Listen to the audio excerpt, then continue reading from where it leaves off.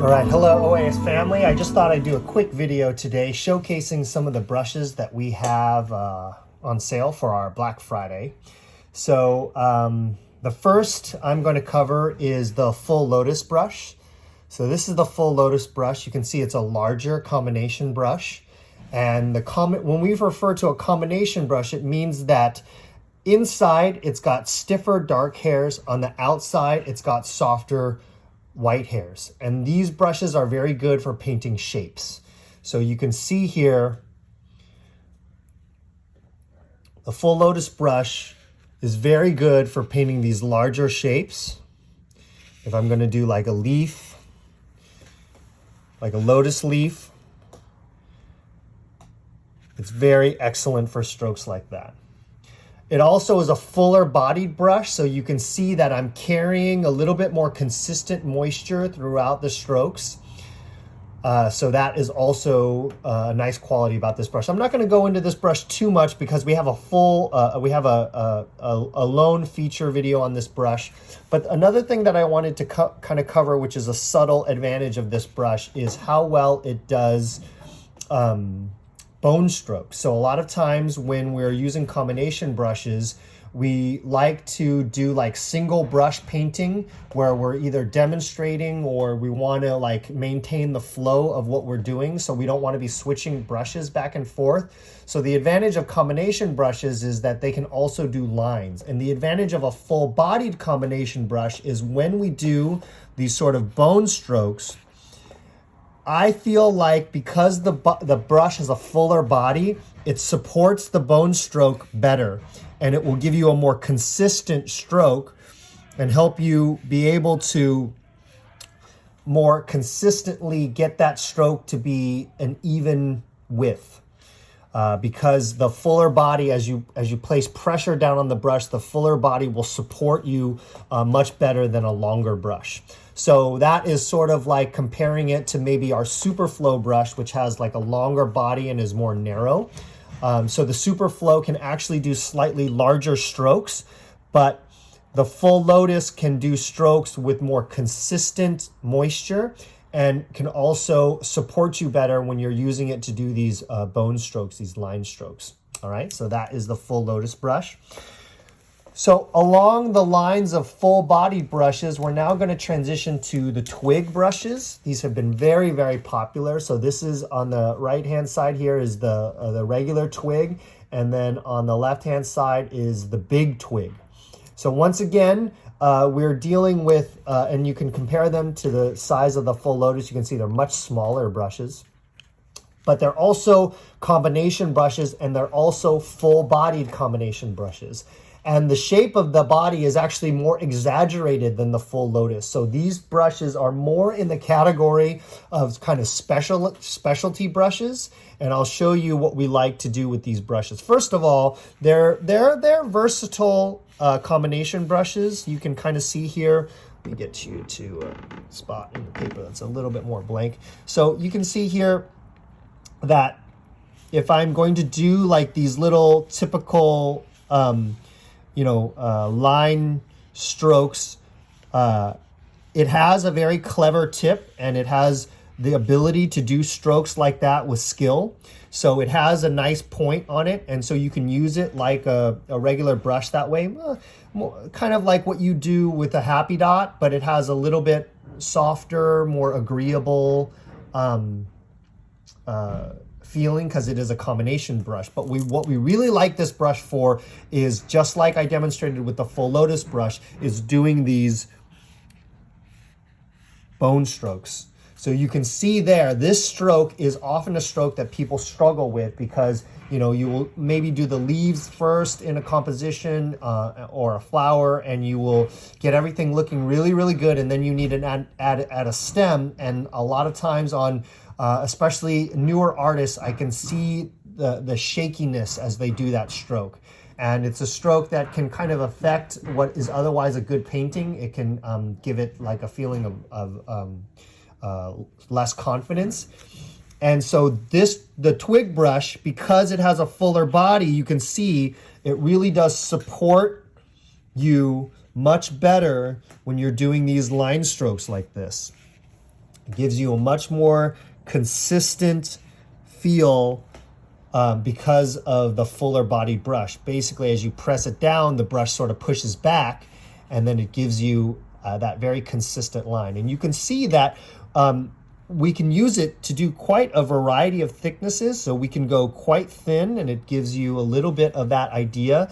And then you can also just lay the pressure and get a fairly thick stroke with a pretty small brush.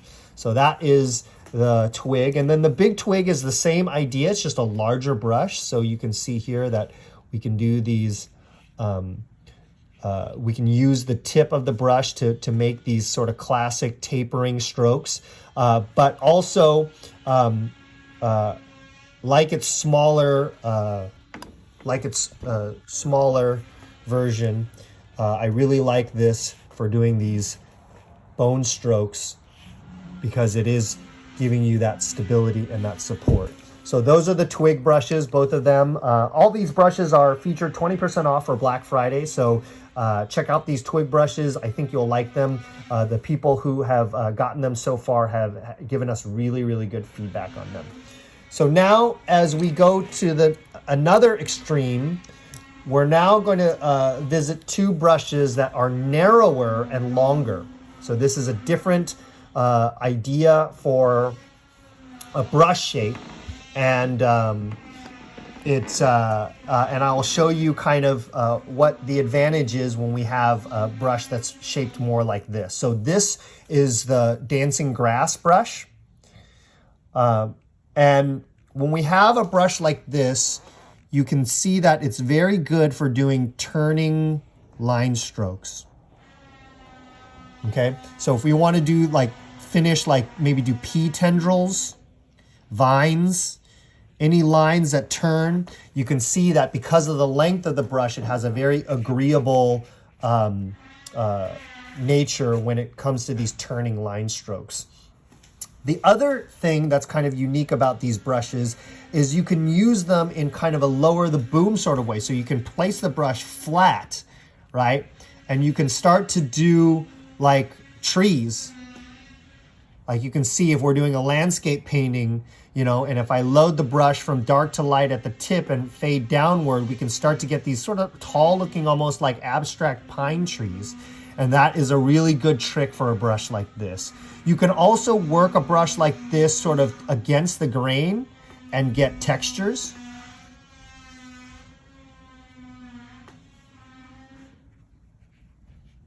Okay, so if I'm doing rocks or mountain work, you can see that if I push against the grain a little bit, the brush will give me textures, and I can use it to sort of paint lines for rock shapes and whatnot. So that is also another great way to use this brush. Also, I like these brushes for the classic kind of tapering line strokes, like maybe an orchid leaf, where we're going we want to get a fuller line and thinner and fuller again. Because the reason is because the shape gives you more moisture control. So because it doesn't have a big body, it doesn't hold a lot of water. So you can see that we can do strokes like this with a little bit more confidence because the brush will actually hold less moisture, and it will be more safe that way for these sort of classic tapering line strokes. So that's the dancing grass brush. All right, so the next brush that we're going to feature is similarly shaped to the dancing grass brush. You can see that both of these are longer, thinner brushes, and this is the big version of our pine needle brush. So the pine needle comes in two sizes. The small one was very popular back. We sold through a few batches of the smaller ones. But I really like the big one because the small pine needle is so small that I feel like it narrows the use of this brush, but the larger pine needle brush still has the ability to do these sort of energetic line strokes that you would associate with pine needles. So of course, we can do that with this brush. But because that it's slightly bigger, we have some of the options to do some of the things that the dancing grass brush does. Now the difference with this brush versus the dancing grass brush is because it has slightly stiffer hairs, you're going to get more bounce from the brush, and you're going to sacrifice a little bit of suppleness. But again, the hairs of this brush are unique. I think it's one of the only brushes that we have that has hairs like this. Although the hairs may look like a mountain horse brush, they're nowhere near as stiff. Okay, so if I would sort of compare it to a mountain horse brush, the mountain horse brush has much stiffer hairs and is a different feeling brush that way. But this brush has the ability to do these turning line strokes like the dancing grass brush as well. And again, like the dancing grass brush, we're also able to use it vertically for these tree-like strokes here. And we can also use it against the grain, use the brush against the grain a little bit for this kind of like rock work.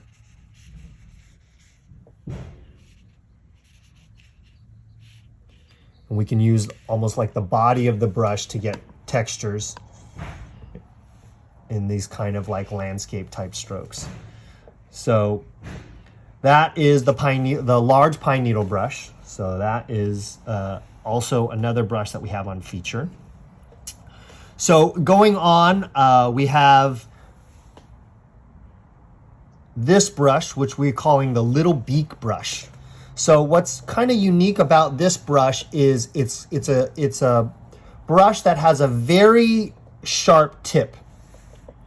Okay, so we were calling it kind of the little beak brush because, you know, when you're doing these like detailed strokes like a bird's beak, you want like something that has a very fine tip.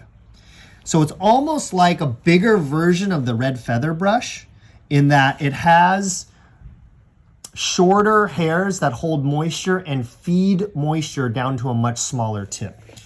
So you can see here, I'm able to do pretty fine lines with this brush. You know, so if I were going to do like a bird's beak, like, you know, like a longer, like this kingfisher bird that we just featured here. So you can see that it's able to do those strokes with quite a bit of control and so fine that it's almost even hard to see unless I get really up close.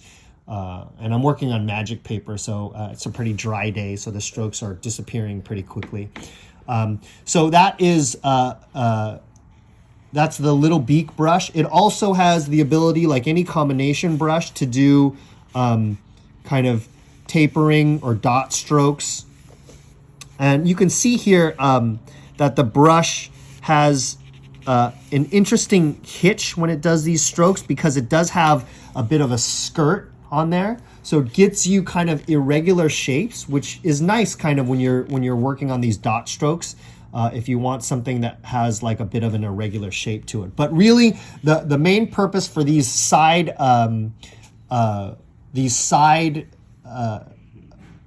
hairs is to feed the tip. So it allows you to work like line work longer because these hairs around the side will continue to feed moisture on the tip.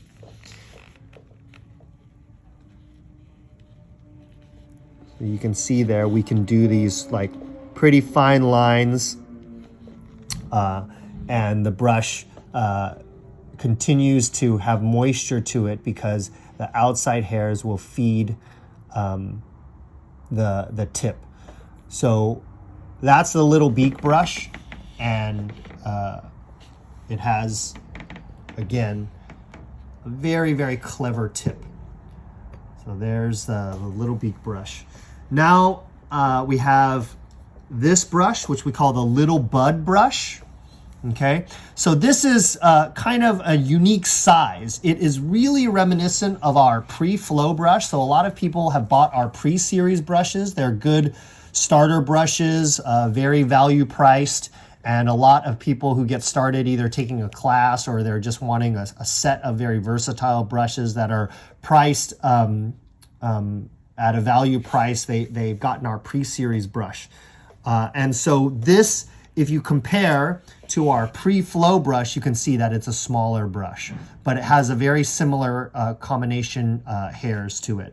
So if you're wanting a brush that will allow you to do strokes that we associate with like flower buds,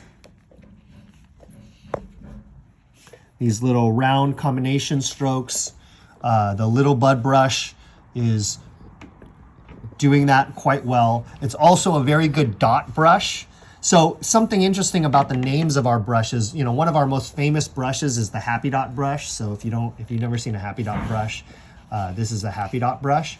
But actually the Happy Dot brush is not a brush for doing happy dots. So it's actually was incorrectly named. It's more of a line brush. So it's better for doing lines. But a brush like this, like the little bud brush, is a great brush for dots. So, you know, if we're doing these little happy dots, these things that you would put on the side of like a stem stroke to indicate a thorn or like a beginning of a new branch, or maybe a place where something was cut. This brush is really great at doing those little happy dots, those just little strokes where you set the pressure and you want to release with some type of point. So we have here the little bud brush. If you like the pre-flow brush and are looking for something just a little bit smaller that's going to give you a little bit more control, I would check out our little bud brush. So that's the little bud brush.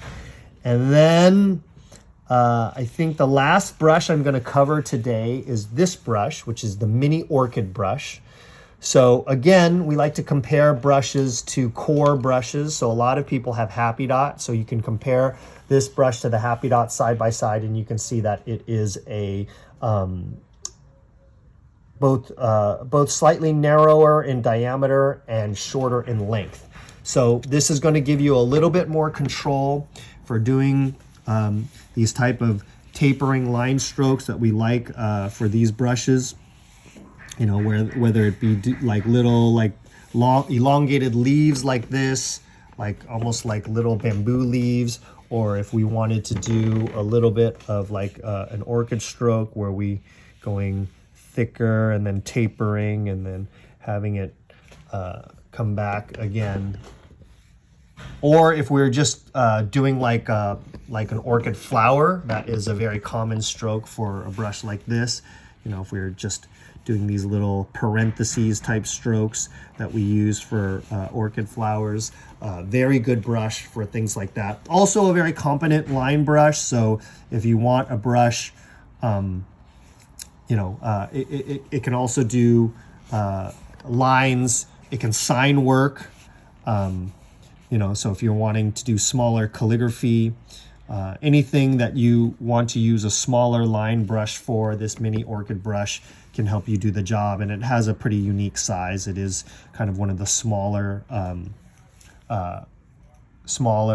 line brushes, even smaller than the Happy Dot brush. All right, so that is just a little bit of a quick overview of some of the unique brushes that we have as part of our Black Friday sale. So thanks so much for checking this video out, and make sure to check out our website. Our Black Friday sale is good through Cyber Monday, and we got 20% off vintage papers and these and a couple other limited edition brushes that I haven't covered. All right, so thanks very much and happy painting.